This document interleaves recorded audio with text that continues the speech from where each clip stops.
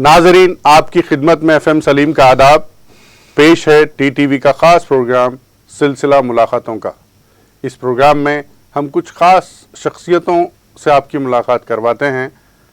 ऐसी ही एक शख्सियत आज हमारे स्टूडियो में मौजूद हैं, मशहूर शायर व अदीब जनाब सरदार सलीम साहब। सरदार सलीम साहब किसी तारुफ के मोहताज नहीं हैं, फिर भी हम अपने नाजरीन के लिए उनका एक तारुफ पेश करते हैं।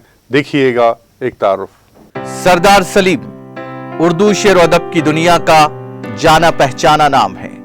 तनकीद, तहकीक, अफसाना निगारी, नावल निगारी, कॉलम निगारी, अदब व सहाफत में बरसों से खिदमत अंजाम दे रहे हैं। जदीद हिस्सियात, जमालियाती अफकार और खूबसूरत लबो लहजे के शायर के तौर पर मकबूल सरदार सलीम का पैकर तराशी में जवाब नहीं है। लखनऊ के शायर संजय मिश्रा शौक ने कहा है कि सरदार सलीम की शायरी रिवायत की तंग गुफाओं से निकलकर सच्चाई के धरातल पर खड़ी है। सरदार सलीम की इब्तदाई तालीम मस्जिद वजीरुन्निसा दबीरपुरा के मदरसे में हुई। खानगी तौर पर SSC का इम्तिहान कामयाब किया। उनका आबाई पेशा तिब्बी खिदमत है। उन्होंने भी BE MS में कामयाबी हासिल की। इसके बावजूद उन्होंने अदब की दुनिया में अपने को आजमाने का फैसला किया। आज सरदार सलीम ने उर्दू शायरी की दुनिया में हैदराबाद का नाम रोशन किया है। हिंदुस्तान भर के मुशायरों में बुलाए जाते हैं। जिद्दा, रियाज, मदीने मुनव्वरा और दोहा कतर में मुनक्किदा मुशायरों में भी उन्हें मदऊ किया जा चुका है। सरदार सलीम की 10 किताबें शाये हो चुकी हैं, जिनमें 7 शेरी मजमुए और 3 नसरी किताबें शामिल हैं और मजीद किताबें ज़ेरे तरतीब हैं। नई नस्लों को शेर व अदब से जोड़ने के लिए उन्होंने इदारे अदबगाह की शुरुआत की। वो नौआमोज़ शोरा के लिए दर्स शायरी के उन्वान से क्लासेस चलाते हैं। अदबी वर्कशॉप्स के जरिए उन्होंने बेशुमार पढ़े लिखे नौजवानों को उर्दू अदब से जोड़ने की कोशिश की है। बच्चों के अदब में भी उनका खासा दखल है। हैदराबाद के अखबार रोजनामा एतमाद के हफ्तावार सप्लीमेंट फुलवारी और बचपन के मुदीर रहे हैं। तेलंगाना रियासती उर्दू एकेडमी के बच्चों का रिसाला में भी वो इदारत की जिम्मेदारी संभाल रहे हैं। NCPUL की अदब अतफाल कमेटी के और स्क्रीन राइटर्स एकेडमी के रुकन हैं। मुख्तलिफ इदारों की जानिब से उन्हें अवार्ड और एजाज़ात से नवाजा जा चुका है। रियासती हुकूमत की जानिब से 2016 में साहित्य कला पुरस्कार से नवाजा गया। TTV के खास प्रोग्राम सिलसिला मुलाकातों का में उनका इस्तकबाल है। मैं सरदार सलीम साहब का उन्हीं के शेर से इस्तकबाल करता हूँ। नूर की शाख से टूटा हुआ पत्ता हूँ मैं, नूर की शाख से टूटा हुआ पत्ता हूँ मैं, वक्त की धूप में मादूम हुआ जाता हूँ। अस्सलाम वालेकुम सलीम साहब। वालेकुम अस्सलाम FM सलीम साहब। सबसे पहले मैं नाजरीन की खिदमत में तस्लीमात अर्ज़ करता हूँ, आदाब अर्ज़ करता हूँ और इसी के साथ साथ मैं FM सलीम साहब का तहे दिल से शुक्रिया अदा करता हूँ कि उन्होंने इस मुसाहिबे के लिए मुझे यहाँ हाजिर होने का मौका दिया। सलीम साहब, आज की इस गुफ्तगू को शुरू करते हुए मैं सबसे पहले तो ये जानना चाहूँगा कि जब आपने शायरी शुरू की तो कौन सा ऐसा वक्त था या फिर कौन सी उम्र थी आपकी, या शायरी से आपकी जो मुलाकात हुई तो कब हुई? मैं गालिब के एक शेर से जी आपके सवाल का जवाब देता हूँ कि कब से हूँ क्या बताऊँ जहाने ख़राब में, शब हाय हिज्र को भी रखूँ गर हिसाब में। वाह, क्या बात है। तो शायर 2 किस्म के होते हैं। जैसे शायरी में शेर आमदा और शेर आबुर्दा होता है, वैसे ही एक शायर वो होता है जो किसी सबब से या किसी तहरीक की बिना पर शायर बनता है, और एक शायर वो होता है जो पैदाइशी शायर होता है। तो इत्तेफाक से मैं पैदाइशी शायर हूँ। और जैसे कि आपने पूछा कि ये एहसास कब हुआ कि आप शायरी करते हैं, कर सकते हैं, या आपने कब से शुरू की, तो बाकायदा शायरी मैंने 14 साल की उम्र से शुरू की। यानी कि वो शायरी जिसमें मौज़ूनियत हो, शेरियत हो, काफ़िया हो, रदीफ़ हो और वो तमाम शायरी के उसूलों पर खरी उतरती हो, वैसी शायरी मैंने बाकायदा तौर पर 14 साल की उम्र से शुरू। गालिबन आप स्कूल में रहे होंगे, हाई स्कूल में रहे होंगे? नहीं, उस वक्त मैं एक मस्जिद के मदरसे में पढ़ा करता था। जी जी जी। तो आप मदरसे में आपकी तालीम हुई है? जी हाँ, इब्तदाई तालीम। एसएससी का एग्ज़ाम मैंने बाद में दिया। जी जी जी।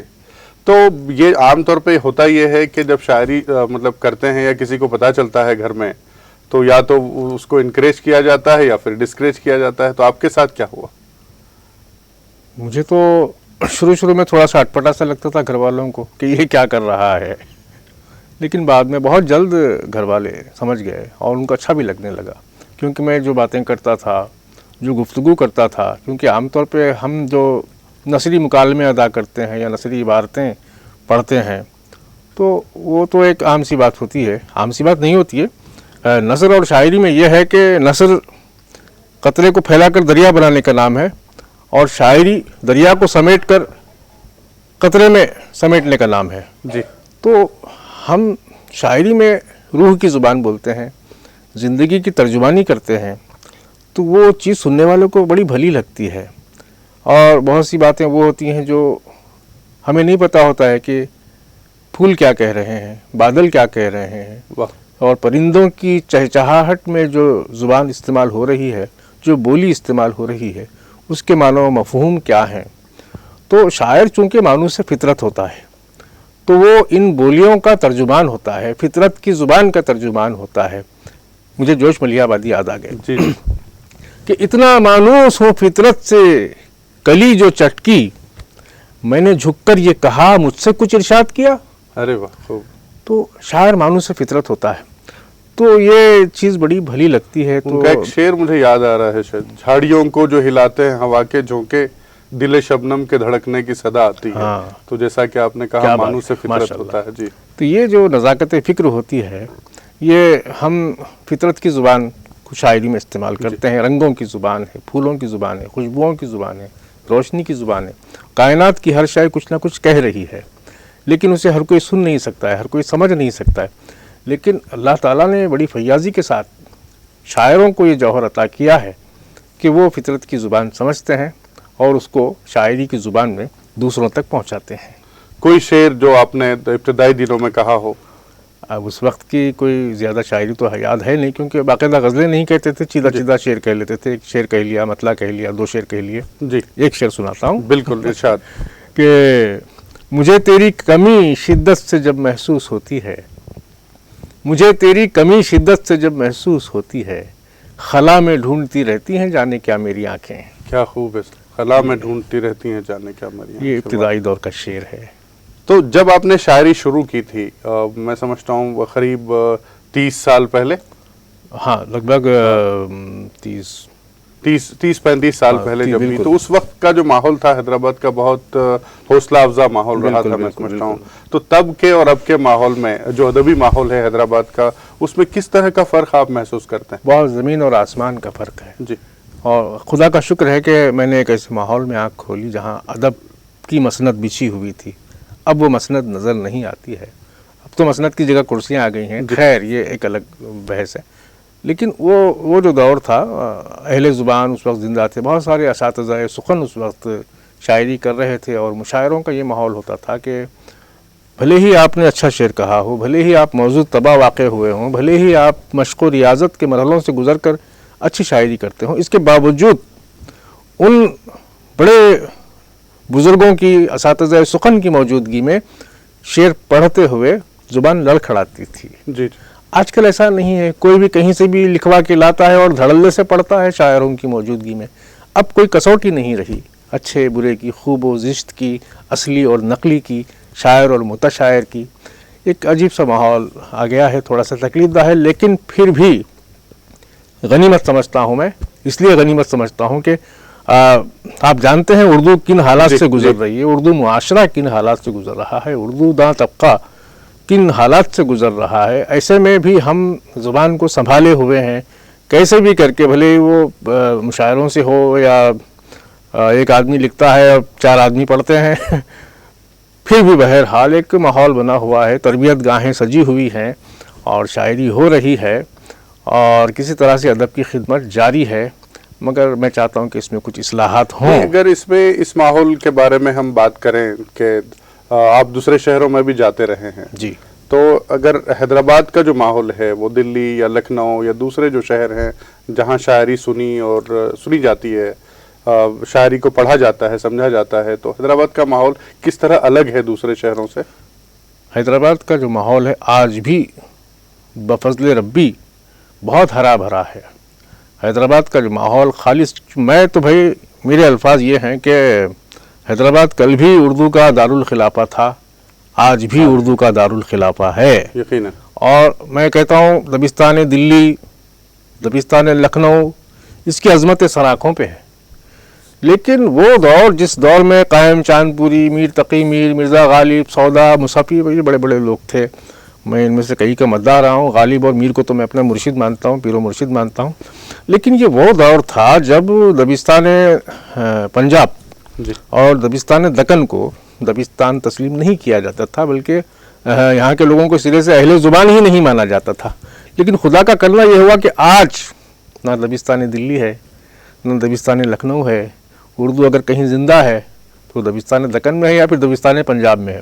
وہ چاہے سرحد کے اس طرف کا پنجاب ہو یا سرحد کے اس طرف کا پنجاب ہو، لیکن اردو یا تو پنجاب میں زندہ ہے یا دکن میں زندہ ہے. پورے جنوبی ہند میں آپ دیکھ لیں مشاعرے ہوتے ہیں اور مختلف عنوانات سے مختلف متنوع انداز میں اردو کی خدمت انجام دی جاتی ہے.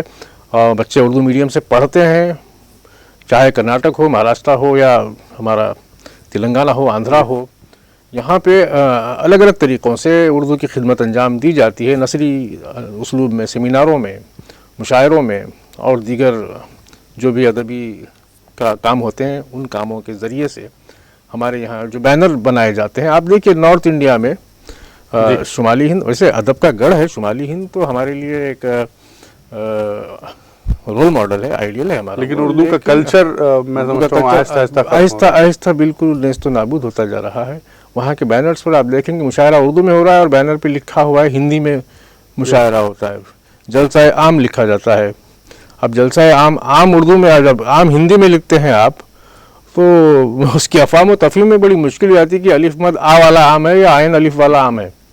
یہ بڑے مسائل ہیں. اچھا، اس میں اگر میں یہ کہوں چونکہ حیدرآباد کے ماحول کی بات ہو رہی ہے، تو حیدرآباد کے کن شعراء نے آپ کو متاثر کیا؟ حیدرآباد کے 3 بڑے نام تو ہم سب سے پہلے لیتے ہیں. ایک تو مخدوم محی الدین، اور پھر خورشید احمد جامی اور ہمارے شاہ تمکنت صاحب. یہ 3 بڑے شاعر تھے. ہم ان کو پڑھ کے بڑے ہوئے ہیں. سب سے پہلے میں اپنے بارے میں بتا دوں کہ سب سے پہلے میں نے ترقی پسند شاعروں کو پڑھا. عام طور پہ لوگ کلاسیکل شاعروں سے شروع کرتے ہیں. ہم جب پڑھتے ہیں تو سلیبس میں بھی میر ہوتے ہیں، غالب ہوتے ہیں. ہم نے جب پڑھائی اپنی ادبی مطالعاتی وجدان کا ہم نے جب پہلا پتھر رکھا تو سب سے پہلے ان لوگوں کو پڑھا. ساحر لدھیانوی، جانی نثار اختر، مخدوم محی الدین اور ہمارے جامی صاحب ہیں خورشید احمد جامی، ناصر کاظمی، اور پھر ہمارے شاہ تمکنت صاحب. ان لوگوں نے مجھے بڑا متاثر کیا. پھر بعد میں ہم نے سبھی کو پڑھا، کلاسیکل شاعر تمام لہجوں کو پڑھا. اور روایتی لہجے تو بالکل گل و بلبل کی داستانیں کہتے ہیں لوگ، لیکن وہ استعارے ہیں. گل و بلبل، جام و مینا، یہ بہت خوبصورت استعارے ہیں اردو کے، اور یہیں سے شاعری آگے بڑھی ہے. آج استعارے بھی بدل گئے ہیں. پرانی شاعری میں آپ کو کہیں لفظ دھوپ نہیں ملے گا، لفظ جھیل نہیں ملے گا، لفظ سمندر نہیں ملے گا. ایسے کئی الفاظ ہیں. لفظ پرندہ بھی نہیں ملے گا، اور بہت سے الفاظ، دھواں نہیں ملے گا آپ کو. وقت کے حساب سے جس طرح کے احساس انسان کے ہوتے ہیں اس کو زبان دینا شاعر کی ذمہ داری ہے، میں سمجھتا ہوں. بالکل، وقت کے حساب سے زبان ترقی کرتی گئی. اور ویسے ایمانداری کی بات یہ ہے کہ ولی اورنگ آبادی نے جب پہلی غزل کہی تھی اردو میں، اس سے متاثر ہو کر دلی والوں نے اردو غزل کو گلے لگایا تھا، اور وہاں سے سلسلہ چل پڑا. اور میر تک جب غزل پہنچی تو بہت خوبصورت ہو گئی. غالب نے تو اس کے ہار سنگھار میں اور اضافہ کر دیا. اور پھر مجھے لگتا ہے کہ غزل گئی پھر واپس آئی. اور آج ماشاءاللہ سے روایتی دور کے بعد 1936 میں جب یہاں ترقی پسند تحریک کا آغاز ہوا تو غزل مزدور کا نغمہ، مزدور کی روح کا نغمہ بن گئی. غزل سے زیادہ نظم کہی جانے لگی. نظم بڑی کامیاب ہوئی. پھر بعد میں جدیدیت کا رجحان آیا. جدیدیت تحریک نہیں ہے. یہ خاص نوٹ کرنے کی بات ہے کہ ترقی پسندی جو ہے وہ ایک تحریک ہے، باقاعدہ تحریک ہے، لیکن جدیدیت ایک رجحان ہے. اور یہ رجحان ہر دور میں رہا ہے. غالب اپنے دور کے جدید شاعر تھے, میر اپنے دور کے جدید شاعر تھے. ترقی پسند تحریک نے ہمیں نئی لفظیات عطا کی, نئے موضوعات عطا کیے, اور غزل کو بالکل یعنی کہ زمین سے روشناس کرایا. غزل کے قدم زمین پر پڑے ترقی پسند تحریک کی وجہ سے. غزل عام آدمی کا اثاثہ بنی, خواص سے لے کر, جیسے کہ میر نے کہا تھا کہ شعر میرے ہیں گو خواص پسند, پر مجھے گفتگو عوام سے ہے. وہ عوام سے گفتگو والی بات جو تھی اس کو ترقی پسند تحریک نے پریکٹیکل کر کے دکھایا. صاحب, آپ نے جو عوام کی بات کی ہے, اگر میں پچھلے 4-5 سال کی بات کروں تو مجھے لگتا ہے حیدرآباد میں کوئی بڑا مشاعرہ نہیں ہوا ہے. تو ایک تو یہ ہے کہ ایسے ماحول میں کیا آپ کو نہیں لگتا کہ مشاعروں کا جو ماحول ہے اس کو بڑا نقصان پہنچا ہے, یا وہ مطلب وہ ختم ہوتا جا رہا ہے بڑے مشاعروں کی اگر میں بات کروں تو؟ جی یہ تو ہوا ہے. جی, اور آپ نے 5-6 سال کی بات کی ہے. اب پچھلے 3 سال سے تو وبائی امراض کی وجہ سے بھی تھوڑا سا اثر پڑا ہے. بہت سارے مشاعرے صرف حیدرآباد میں ہی نہیں بلکہ پورے ہندوستان میں. ابھی حال ہی میں مہاراشٹر اردو اکیڈمی کا ایک بڑا مشاعرہ جو 26 جنوری کو یوم جمہوریہ کے موقع پہ ہوتا ہے گیٹ وے آف انڈیا پہ, وہ نہیں ہو سکا. حالانکہ ساری تیاریاں تھیں, میں موجود تھا اس میں, کہ وہ آن لائن کیا گیا اس کو. اسی طرح سے بڑے بڑے مشاعرے دلی ہو, ممبئی ہو, یا بنگلور ہو, یا جتنے بھی بڑے بڑے کلکتہ میں بڑے بڑے مشاعرے ہوا کرتے تھے, ہوا کرتے ہیں. ایک حیدرآباد ہی نہیں, سارے ہندوستان میں مشاعرے ٹھپ پڑ گئے. مشاعرے کیا پوری زندگی ٹھپ پڑ گئی ہے. حالات ایسے ہو گئے ہیں, وبائی حالات ایسے ہو گئے ہیں کہ زندگی ہی ٹھپ پڑ گئی ہے. تو امید کر سکتے ہیں کہ مستقبل میں جو ہے اچھے مشاعرے, پھر بڑے مشاعرے. بالکل, میں تو کہوں گا ایف ایم سلیم صاحب ہمارے, آپ ایک بہت ہی دانشور ہیں اور ایک معتبر صحافی ہیں, معتبر قلمکار ہیں, دانشور ہیں. آپ جیسے لوگوں کی اگر سرپرستی ادب والوں کو مل جائے تو کوئی بڑی بات نہیں ہے بڑے مشاعروں کا منعقد ہونا.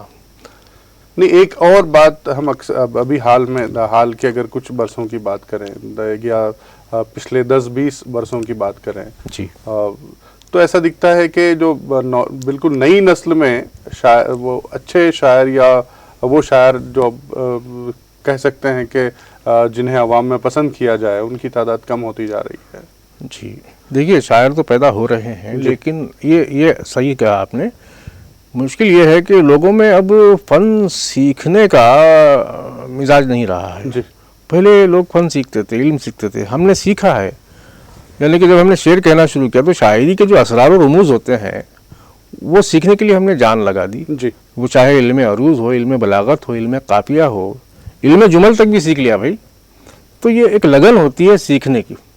آج کل لگن نہیں ہے کسی کے پاس. لوگ چاہتے ہیں کہ بس جلد سے جلد کوئی شعر مل جائے, کوئی غزل مل جائے پڑھنے کو آسانی سے, اور جا کے مشاعرہ پڑھیں, بس یہ چل رہا ہے. تو پھر ایسے میں اردو شاعری کا مستقبل کیسے ہوگا, اس کو کیسے دیکھتے ہیں آپ؟ ابھی بھی کہیں کہیں کسی نہ کسی کونے میں چراغ جل رہے ہیں. کچھ لوگ ہیں, کچھ لوگ ہیں جو محنت کر رہے ہیں. ایسا نہیں بالکل ہی یعنی کہ مایوسی کا بالکل ہی دور دورہ نہیں ہے.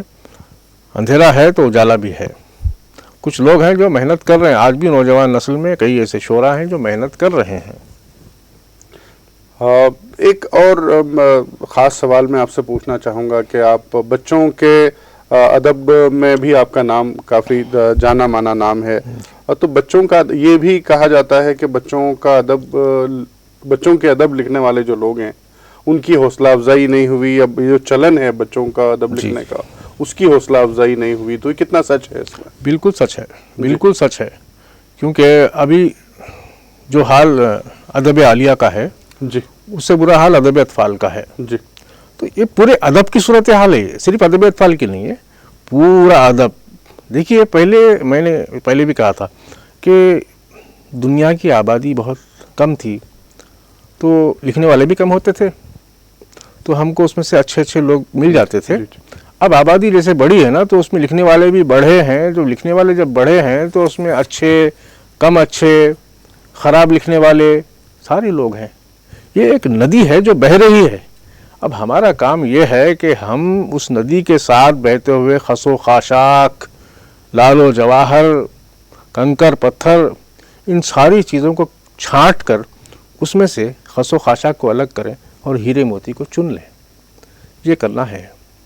تو یہ کس طرح سے کیا جائے گا؟ اگر آپ کی نظر میں کچھ ایسی چیزیں ہیں کہ ہم مستقبل میں کچھ اور ہمارا اور ہماری مادری زبان کا مستقبل روشن ہو، تو کیا کیا جائے آپ کی؟ میں تو اس ادبی پلانٹ کا ایک چھوٹا سا سیارہ ستارہ جو بھی ہوں جی اپنی حد تک میں یہ کوشش کرتا ہوں کہ میں نے اپنی تنظیم ادب گاہ کے زیر اہتمام کچھ نوجوانوں کو جمع کیا، اور آپ جانتے ہیں آج سے لگ بھگ 5-6 سال پہلے میں نے یہ کام شروع کیا تھا، اور یہ بڑا اللہ کا کرم ہے کہ یہ آغاز میں نے ہی کیا علم عروض کو عام کرنے کا۔ یہ ایسا فن ہے، ایک تو لوگ سیکھتے نہیں ہیں اور کوئی سکھانا چاہتا بھی نہیں تھا جب اس وقت، میں نے اس کو عام کر دیا، اور ماشاءاللہ سے کئی لوگ، کئی نوجوان اور کئی نو آموز قلمکار مجھ سے جڑے، اور جیسے کہ آپ نے پوچھا بھی تھا مجھ سے کہ کیا کوئی شاعر بن سکتا ہے، جی تو میں بھی یہی سمجھتا تھا کہ شاعر نہیں بن سکتا ہے کوئی، شاعر تو پیدا ہوتا ہے، جی کیونکہ اس کے لیے جو شرط اول ہے وہ موضوع طبعی ہے، بالکل طبیعت کا موضوع ہونا۔ تو میں نے دیکھا جناب کہ ان ورک شاپس میں لگ بھگ 20-30 لوگ تو آ ہی جاتے تھے، تو اس میں سے 1-2-3 لوگ ایسے ہوتے تھے جو بالکل بھی طبیعت موضوع نہیں رکھتے تھے، اور مجھے ان لوگوں سے کوئی امید نہیں تھی، بالکل پیچھے بیٹھتے تھے۔ لیکن صاحب پھر میں نے دیکھا کہ 2-3 مہینوں کی مسلسل مشق و ریاضت سے اور جو ہے نا اپنی محنت سے ان کے اندر موضوع طبعی پیدا ہو گئی۔ ناظرین، اب وقت ہو چلا ہے بریک کا، ہم یہاں لیتے ہیں ایک بریک، انشاءاللہ بریک کے بعد پھر ہماری گفتگو جاری رہے گی، دیکھتے رہیے گا TTV۔